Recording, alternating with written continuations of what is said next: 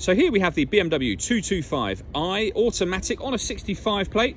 I'm going to start off by showing you around the outside of the car, and then we'll hop in and run through some controls on the inside.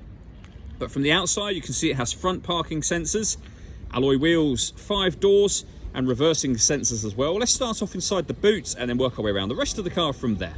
The tailgate on this car will open electronically. You can do that from the key or from the tailgate itself. As we approach the back of the car, you'll see we have those twin tailpipes and the reversing sensors I mentioned a moment ago. Plenty of boot space as well, along with the 3 individually folding rear seats, should you wish to increase this space even further. And then underneath this tray section, even more space again, should you need it.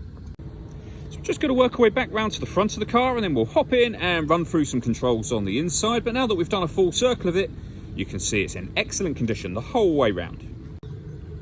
Just briefly before we climb in, I think it's what we're seeing the interior from this exterior point of view. You get full leather seats, as you can see. There's plenty to run through on the dashboard, so let's hop in and we'll do that right now. Okay, now that we're inside the car, we're going to start with the dials. On the left-hand side, we have the speedometer. On the right-hand side, we have the rev counter. Also over on the right, it will show you what gear this car is currently in. So we're in P for park at the moment. And also on the left, it will show you the fuel gauge. In the middle, you can see the total miles for this car, which are 56,090. The information displayed above that can be changed by using a button on the end of the indicator stalk for various bits of trip computer and car information. If we back out to the steering wheel, on the left-hand side, we have cruise control and speed limiter, and on the right-hand side, stereo and phone controls, including voice activation just there. You can only use those once you set up your phone, of course, and that's done over on the central screen, which we'll come to in just a moment. Just above the speedometer, we also have a heads-up display for the car, so your speed is displayed there as well as on the main speedo. Over in the centre, we have BMW's professional nav, so that's the extra wide screen, and that of course includes satellite navigation. Really easy system to use, full colour display as you can see. Up on this screen is also where you will pair your phone under the telephone heading. It's where you can access the radio, and you'll see this car's got FM, AM and DAB radio all available to you. And you can listen to your own music as well under the media heading just here. We have a CD player, and then you can plug in various external devices. You can stream your music wirelessly via Bluetooth audio, for example. You can plug in a USB device and an auxiliary device as well. On top of all of that, this screen is useful for displaying things like, for example, various different car settings, your tyre pressures, and you can see the car's service history from here as well. And if I scroll down to the bottom, you'll see there loads of service history. The mileages are recorded on the screen as well. Working our way down, we have the CD player, the main volume for the stereo as well. We then have dual zone climate control. If I move the gear lever out the way just a moment, we can adjust the passenger temperature, the driver temperature. You can increase and decrease the fan speed.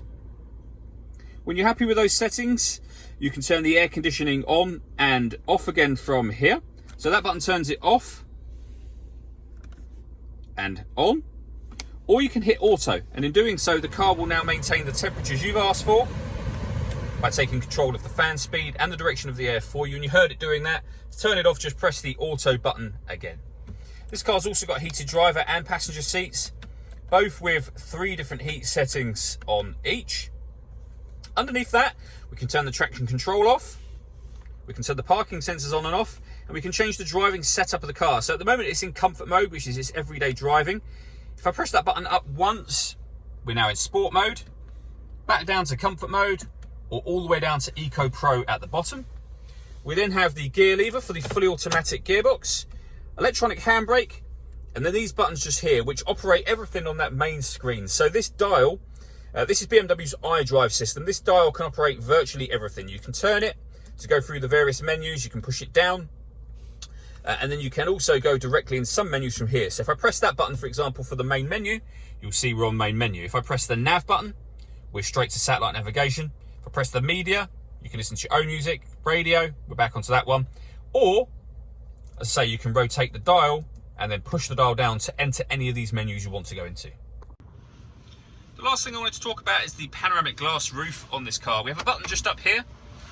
If I give that a push, the sunblind will begin to open, as you can see.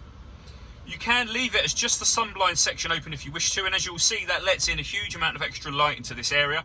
Or you can open this front section has a full sliding glass sunroof as well. All that leaves me to say is thank you for taking the time to watch this video.